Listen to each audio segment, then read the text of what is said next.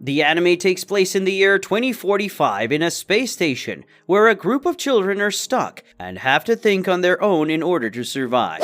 This is the story of the anime we're going to recap today, the Orbital Children. Episode 1. This is Toya. He's one of the last two surviving kids who were burnt on the moon, and he lives in a hotel in a space station called Anshin, along with a personal drone called Dark. He loves spending most of his time on other devices and systems.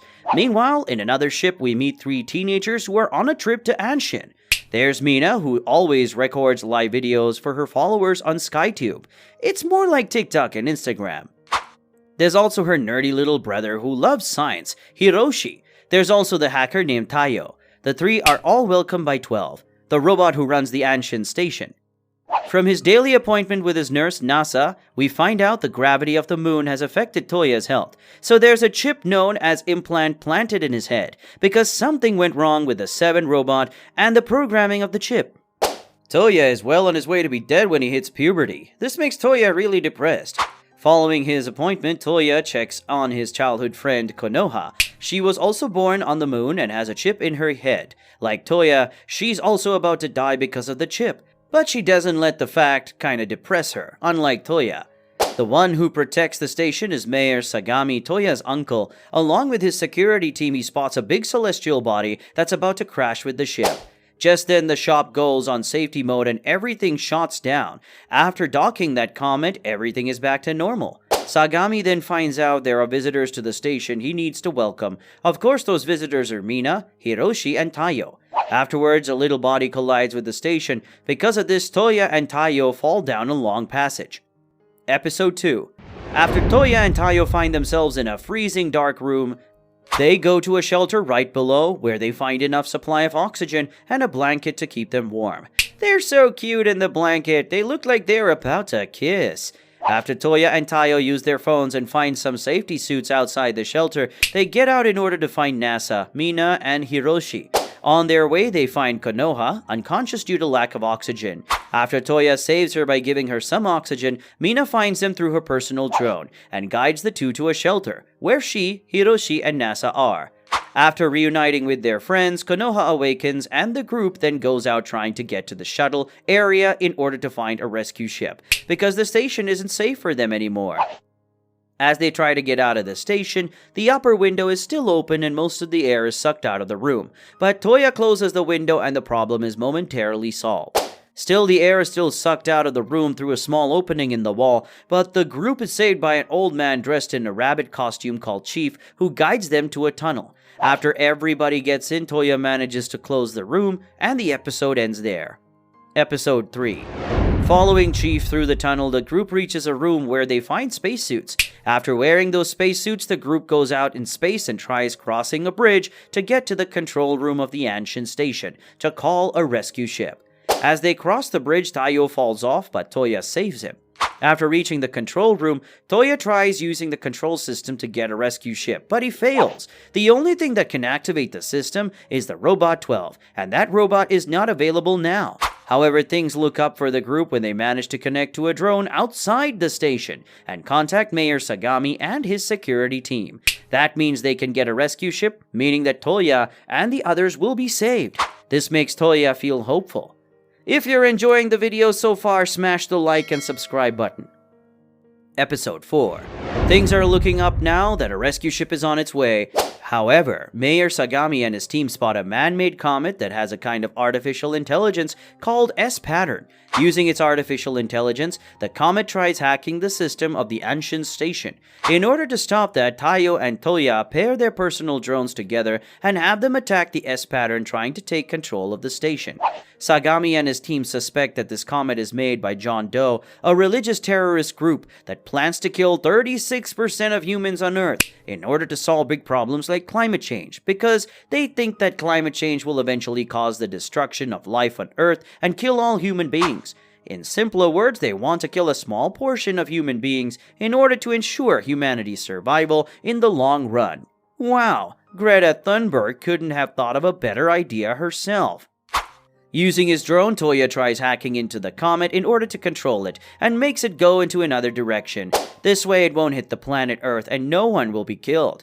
As they try hacking into it, Toya and his friends find out that this comet is made by the Seven technology. This is the same technology that was used to make the chips planted in Konoha and Toya's brains.